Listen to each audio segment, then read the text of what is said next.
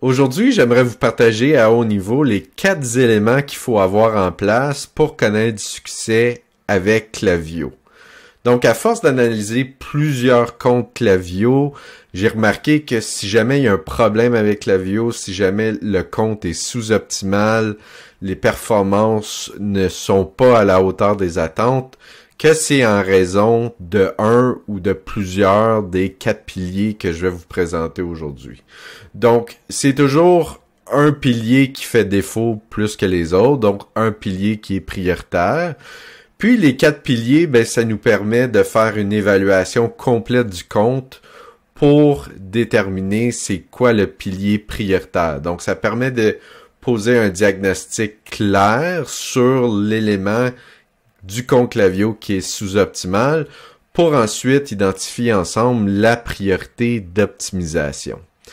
Donc, je vais vous présenter rapidement les 4 piliers, puis ensuite, je vais vous partager pourquoi ces piliers-là sont importants pour assurer votre succès avec Klaviyo. Donc, premièrement, il y a l'augmentation du nombre de contacts. Ensuite, on a l'amélioration de la délivrabilité. Le 3e pilier, c'est d'augmenter les ventes en provenance de Klaviyo. Et le 4e et dernier pilier, c'est d'améliorer la rétention. Donc, commençons d'abord avec le premier pilier qui est l'augmentation des contacts, du nombre de contacts dans Klaviyo. Ça, c'est important pour des raisons évidentes. Donc, ça vous prend des contacts pour avoir une certaine portée dans vos communications. Ça vous prend des contacts pour diffuser vos messages. Et ça vous prend un certain volume de contacts qui parcourent vos flows.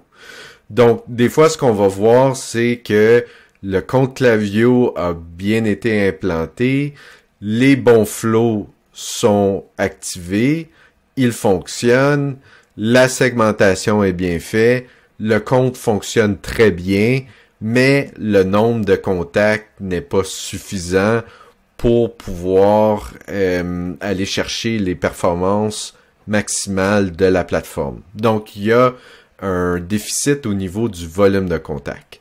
Donc, quand on parle du nombre de contacts, ça peut être des abonnés, donc des contacts qui sont abonnés à votre infolette, abonnés à votre liste de contacts, mais ça peut être également des contacts qui ont effectué un achat, donc des clients de votre boutique en ligne. Donc, au niveau d'une nouvelle boutique en ligne, bien entendu, la première priorité, souvent, ça va être de, comme on dit, grossir sa liste, d'augmenter son nombre de contacts pour les raisons que je viens de vous expliquer.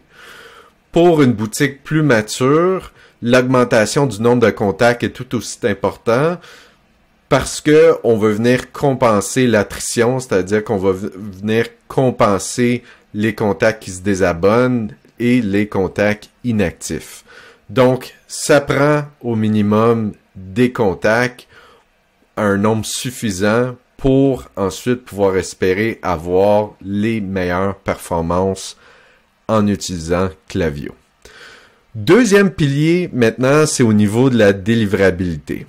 Donc, tous les piliers sont importants, tous les 4 piliers sont importants, mais celui de la délivrabilité est vraiment, vraiment important parce que si vos communications, si vos courriels, vos newsletters ne sont pas consultés, ne se rendent pas à destination, tous les autres piliers deviennent, dans le fond, insignifiants parce que ça va être impossible d'augmenter ses ventes, d'améliorer sa rétention et même d'augmenter son nombre de contacts si lorsqu'on envoie des communications, les communications ne se rendent pas à destination.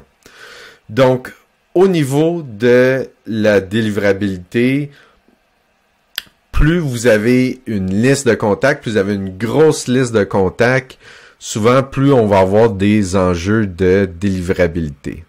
Aussi, pour des nouveaux comptes Klaviyo, si le compte, lorsqu'il a été déployé, activé, il n'y a pas eu de réchauffement de la base de données, ce qu'on appelle un processus de warm-up pour justement maximiser la délivrabilité.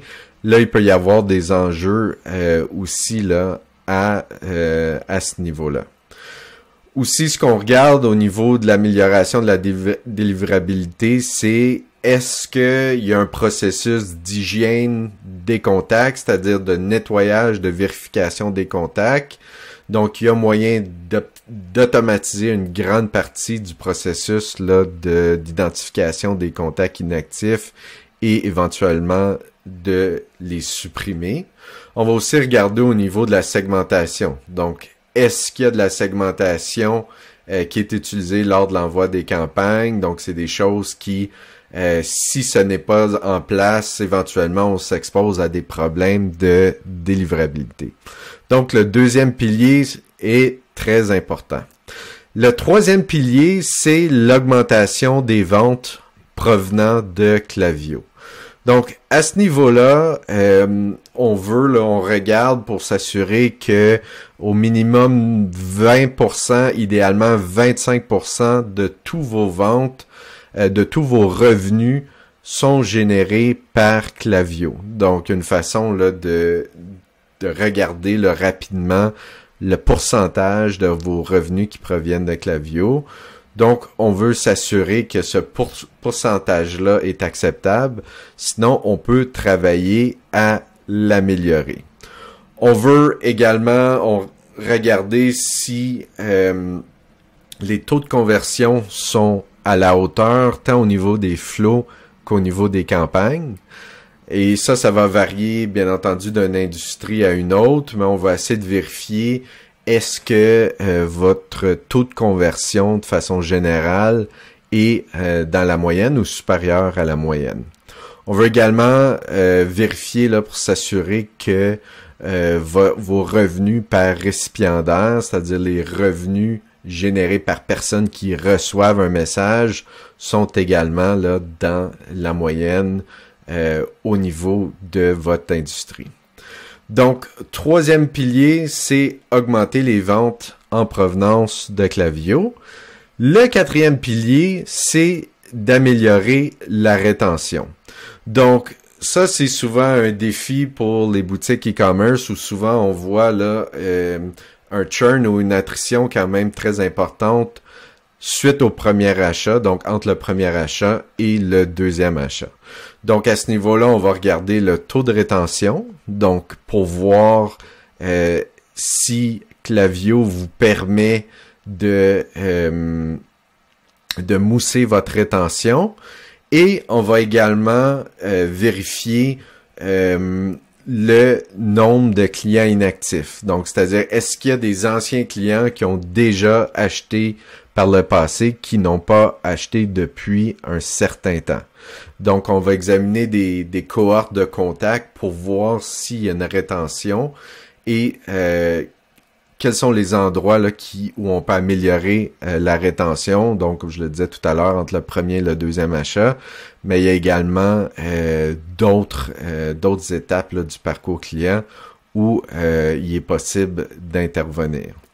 Donc, la rétention, c'est où Klaviyo peut démontrer toute sa puissance. Il y a beaucoup de flows, de segments qui peuvent être mis en place pour mousser votre rétention.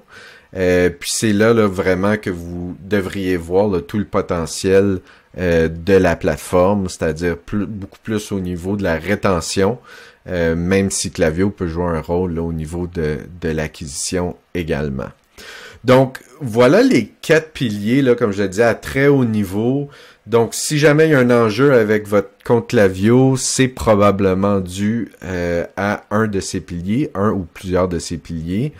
Donc, en effectuant l'analyse du compte, on est capable de déterminer rapidement, là, en regardant différents indicateurs de performance, quel de ces 4 piliers est prioritaire. La dernière chose que je veux mentionner, c'est que, bon, ces 4 piliers-là, on voit qu'il y a un lien entre eux. Donc, par exemple, s'il y a un problème de délivrabilité, ben, ça peut affecter le nombre de ventes générées par Klaviyo. Donc, c'est pas des piliers là qui sont indépendants les uns de les autres. Donc, il y a un lien très fort entre les 4. L'autre chose qui impacte les performances, c'est au niveau des réglages du compte et de l'implantation qui a été effectuée. Donc, à ce niveau-là, on regarde également si les réglages de base ont bien été mis en place, ont bien été effectués. On pense par exemple à tout ce qui est par exemple tracking au niveau des visites web. On regarde également au niveau des intégrations. Donc, pour que les 4 piliers performent à leur plein potentiel, ça suppose que le compte Klaviyo a été bien implanté et que les bons réglages sont présents. Donc, si ça a été fait tout croche, c'est sûr que là, on part avec une fondation très chambranlante pour ensuite chercher à optimiser les 4 piliers que je vous ai présentés. Donc, j'espère que ça vous donne une idée de comment vous pouvez vous y prendre pour optimiser votre compte Klaviyo. Si vous avez des questions, n'hésitez pas à les ajouter dans les commentaires. Merci.